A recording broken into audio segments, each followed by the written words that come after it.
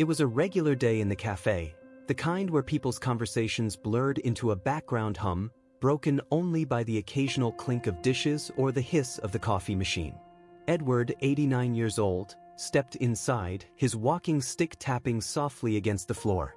He shuffled to the counter, his eyes scanning the menu, though it seemed more out of habit than need. Finally, he spoke, his voice quiet but steady.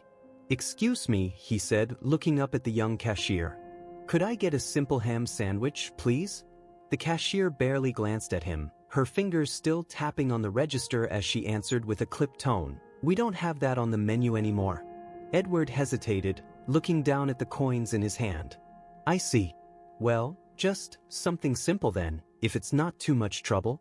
She sighed, loud enough for the line behind him to hear, and turned her attention back to the screen. "Look, sir, we're busy. If you can't pick something on the menu, you're holding up the line." A murmur rose from the crowd. A young man behind Edward muttered, "Seriously? Who orders like that?" followed by a sharp laugh from someone else. Edward's grip on his cane tightened, his lips parting as if to say something, but the words didn't come. Instead, he lowered his head. "I'm sorry," he said softly. "I didn't mean to cause trouble." The cashier rolled her eyes, motioning for the next person to step forward. "It's fine. Just, maybe decide faster next time." The words hung in the air like an accusation. Edward took a step back, his shoulders hunched, his face flushed. As he turned to leave, the faint sound of laughter trailed behind him. "Wow, okay," someone snickered. "That was awkward." Edward paused for a moment at the door, his hand trembling as it hovered over the handle. He blinked hard, his mind a swirl of memories he hadn't asked to recall. A kitchen table, a warm laugh, a sandwich lovingly made and placed before him by hands he hadn't held in years. "Just wanted a sandwich," he murmured, barely audible to himself. Behind the counter, Emily, a waitress stacking plates, had watched the exchange. Her hands froze mid-motion, her chest tightening as she replayed the scene in her mind. Edward's quiet apology, the cruel laughter, the cashier's dismissive tone, it all gnawed at her. She bit her lip, glancing nervously toward her manager, who stood preoccupied at the far end of the cafe. For a moment, she hesitated, the weight of the choice pressing down on her. Then, as Edward began to push the door open, she acted. "Wait," Emily called, her voice cutting through the chatter. All eyes turned to her, but she didn't stop. Edward stopped, his hand still on the door. Slowly, he turned, his eyes meeting Emily's. There was hesitation there, a flicker of surprise, as though he wasn't used to anyone addressing him with such urgency. The cafe had fallen quiet, the hum of conversation replaced by a tension that hung heavy in the air. Emily stepped out from behind the counter, her apron swaying slightly as she hurried toward him. She carried a tray in one hand, hastily assembled. 2 slices of bread, ham tucked neatly between them, and a small plate of chips. Her other hand reached out, almost apologetically. "I'm sorry," she said softly, her voice trembling just enough to betray her nerves. "It's not much, but it's for you." Edward blinked, his gaze falling to the sandwich. For a moment, he didn't move, as if unsure whether to accept it. His hand hovered awkwardly near his chest. The manager's voice broke the moment. "Emily." It was sharp, cutting, full of authority. "What are you doing?" Emily turned slightly, her shoulders squaring. "He just wanted a sandwich," she said, her voice firmer now. "And I made him one." "You're not paid to make charity cases," the manager snapped, stepping closer. "Get back to work or what?" Emily interrupted, her words surprising even herself. The cafe seemed to hold its breath. "I saw what happened. That was wrong and you know it." The manager glared at her, his face darkening, but the whispers in the cafe had started again. This time, they weren't directed at Edward. Customers exchanged glances, their murmurs growing louder. One woman at a corner table pulled out her phone, subtly aiming it toward the scene. Edward cleared his throat, his voice cracking as he spoke. "I don't mean to cause trouble. If this is too much, I'll just—" "No," Emily said quickly, her eyes locking on his. "It's not too much. It's the least anyone could do." Edward hesitated, then finally reached out, his hand trembling as he accepted the tray. His voice was soft, barely audible. "Thank you." The manager, flustered by the attention, threw his hands in the air. "Fine. But this comes out of your paycheck, Emily. You think I'm paying for—" "That's enough," a voice cut in from the back of the room. It was a customer, an older man in a business suit, who had stood from his table. "If you can't respect your customers, or your staff, I think we'll take our business elsewhere." A murmur of agreement rippled through the cafe. Several customers stood, their chairs scraping against the floor, their eyes fixed on the manager. The atmosphere shifted, the power dynamics tilting. Emily didn't flinch. She turned back to Edward, her face softening. "Do you want to sit down? I can bring you some tea too." Edward nodded faintly, his voice barely above a whisper. "That would be kind." As Emily guided Edward to a quiet corner table, the murmurs of discontent continued to grow. The tension in the cafe was palpable, but beneath it, there was something else, a sense of quiet solidarity. Someone near the door muttered, "About time someone stood up for people like him." From the counter, the cashier shifted uncomfortably, her earlier smugness replaced with visible unease. A few more customers pulled out their phones, cameras flashing briefly as they filmed the unfolding scene. The manager stalked away, his face red, muttering something under his breath. Emily placed a cup of tea in front of Edward and gave him a reassuring smile. "Take your time," she said gently. Edward sat there quietly, his hands wrapping around the warm cup. For the first time in a long while, he felt seen. Not just as a burden or an inconvenience, but as a person. As Edward sat quietly, sipping his tea, the tension in the cafe refused to settle. Conversations grew louder, but this time, they carried a different tone. Words like disrespect, shameful, and unacceptable floated through the air. A woman seated by the window began typing furiously on her phone, her brows knit together in frustration. "That poor man," she said to no one in particular. "He didn't deserve that." Nearby, a young man leaned closer, his phone raised as he recorded Edward sitting with his sandwich and tea. "You see this kind of thing online all the time," he murmured to his friend. "It's different when it's right in front of you." The video taken earlier by another customer had already made its way online. The caption scrawled hastily, "An 89-year-old man just wanted a sandwich. Watch how this cafe treated him." Within minutes, it began to pick up traction. Comments flooded in, expressions of outrage, disbelief, and calls for accountability. Inside the cafe, the shift in energy was impossible to ignore. The manager re-emerged from the back, his face pale as he glanced around, sensing the growing unrest. He opened his mouth, perhaps to offer a defense, but before he could speak, a customer near the counter turned to him. "Do you have anything to say about what just happened?" the customer asked, his voice firm. "Because we all saw it." The manager faltered, his gaze darting to the cameras pointed his way. It's been a misunderstanding," he stammered. "We're happy to serve everyone here." "Oh, really?" a woman shot back, crossing her arms. "Didn't seem that way a few minutes ago." Emily, who had been watching from Edward's table, stood tall and stepped forward. Her voice, though calm, carried an edge of defiance. "It wasn't a misunderstanding," she said. "He was treated unfairly, and I spoke up because it was the right thing to do." The cafe fell silent again, all eyes on her. Edward looked up from his tea, his expression a mixture of surprise and gratitude.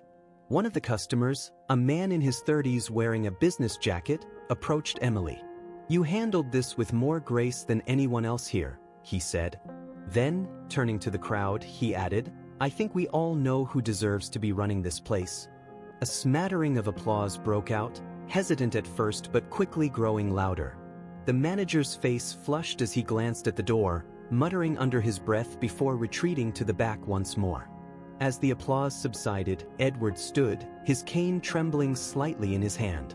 The room quieted, everyone leaning in as if drawn to the weight of his words. "I didn't come here looking for trouble," he said, his voice steady but soft. "I came here because, sometimes, when you're alone, even something as simple as a sandwich can make you feel connected to the world. But today," he paused, his eyes glistening. "Today, I felt invisible." A collective breath seemed to catch in the room. The silence was heavy, filled with unspoken apologies. "But then," Edward continued, looking at Emily, "someone reminded me that kindness still exists. And for that, I'm grateful." A customer near the door clapped, the sound echoing in the stillness. Soon, others joined in, their applause filling the cafe. Emily smiled faintly, her cheeks tinged with color, but her eyes held steady on Edward, as though silently assuring him he wasn't alone. The video capturing Edward's words, Emily's bravery, and the crowd's reaction was posted online within moments. By the time Edward finished his sandwich, it had already gone viral, the title burning across social media. "Kindness Still Exists: How One Waitress Restored Dignity to an Elderly Man." Back at his table, Edward sat quietly as Emily refilled his tea. "You've started something today," he said, his voice low but filled with quiet strength. Emily smiled, her hands steady as she set the cup down. "No, sir." "You did." The video spread like wildfire. Within hours, Edward's quiet but powerful words were shared across countless platforms, eliciting an overwhelming response. Comments flooded in from strangers around the world, praising Emily's compassion and expressing outrage at the cafe's treatment of Edward. One comment read, "This man deserves more than just a sandwich. He deserves respect. Emily, you're a hero." Another added, "Heartbreaking that he had to endure this, but thank you, Emily, for standing up for him. You reminded us what humanity looks like." News outlets picked up the story. Headlines appeared. "An elderly man's humiliation sparks a viral movement. Waitress stands up for elderly veteran in heartwarming act of kindness." Calls began pouring into the cafe from reporters and advocacy groups alike. The cafe's management, scrambling to address the backlash, issued a public apology. In a carefully crafted statement, they promised to implement customer service training and to review their staff's conduct. However, the damage had been done. Many customers vowed not to return, citing the incident as a glaring example of systemic disrespect for the elderly. Meanwhile, Edward remained blissfully unaware of the online storm brewing around him. He had never used social media and hadn't seen the growing wave of support. It wasn't until a local reporter knocked on his door, asking for an interview, that he realized the impact of what had happened. "I'm no hero," Edward said humbly during the interview, sitting in his modest living room. "I just wanted a sandwich." "I mean, she's the real hero?" As the video of his interview aired, the public fell even more in love with Edward's sincerity and quiet dignity. Donations began to pour in for him, along with handwritten letters and gifts. Some offered financial help, while others simply sent notes thanking him for reminding the world of the value of kindness. At the cafe, Emily's life took an unexpected turn. Her simple act of standing up for Edward catapulted her into the spotlight. People began visiting the cafe just to meet her, to thank her for being a beacon of hope. A local community organization reached out, offering her a position as a spokesperson for their kindness campaign, an initiative to promote empathy and respect in public spaces. One evening, as Emily finished her shift, she found Edward waiting for her outside the cafe, leaning on his cane. His expression was soft, his eyes brimming with gratitude. "I heard what you've been doing," Edward said, his voice carrying the weight of deep emotion. "I don't have much to offer, but I wanted to thank you for everything." Emily smiled, shaking her head. "You've already given me more than you know, Edward. That day, you reminded me what really matters. Kindness, respect. Those things shouldn't be rare." Edward chuckled lightly. "You've got a good heart, Emily. Don't let this world change it." As the two stood under the streetlights, the hum of the city around them, Emily made a promise to herself. She wouldn't let this be just a fleeting moment. She would ensure that Edward's story, and his quiet strength, would continue to inspire others. And so, the ripple effect began. Community centers started hosting kindness drives, inspired by Edward's story. Schools incorporated lessons about empathy, using the video as a teaching tool. Strangers, moved by the story, began performing their own small acts of kindness, sharing them online with the hashtag #SandwichForEdward, which trended worldwide for weeks. The world seemed just a little brighter, a little more connected, all thanks to one quiet man who had simply asked for a sandwich. Weeks after the incident, Life began to settle into a new rhythm for Edward and Emily, though the effects of that fateful day continued to ripple outward. Edward, once content to live quietly, found himself surrounded by new connections. People from the community stopped by his small home to bring meals, chat, or simply thank him for his courage. He was no longer invisible. One day, a local veterans organization reached out, inviting Edward to share his story at their monthly gathering. At first, he hesitated. "I'm just an old man," he told Emily during one of her visits. "What do I have to say that anyone would want to hear?" Emily smiled warmly, pouring him a cup of tea as she sat across from him. "You've already said plenty, Edward. Your words reminded people to look at each other with kindness. You're proof that even the smallest voice can spark a change." With her encouragement, Edward agreed. His speech at the veterans event was simple but heartfelt, recounting his experience at the café and the overwhelming support that followed. By the end, the room gave him a standing ovation. Several attendees approached him afterward, sharing their own stories of feeling dismissed or overlooked in a fast-paced world. Meanwhile, Emily's life transformed in ways she never imagined. She accepted the role as a spokesperson for the community's kindness campaign, using her platform to advocate for treating people with dignity, regardless of age or circumstance. She juggled her new responsibilities alongside her shifts at the café, where customers continued to flock just to meet her. The café itself underwent changes, spurred by the incident's fallout.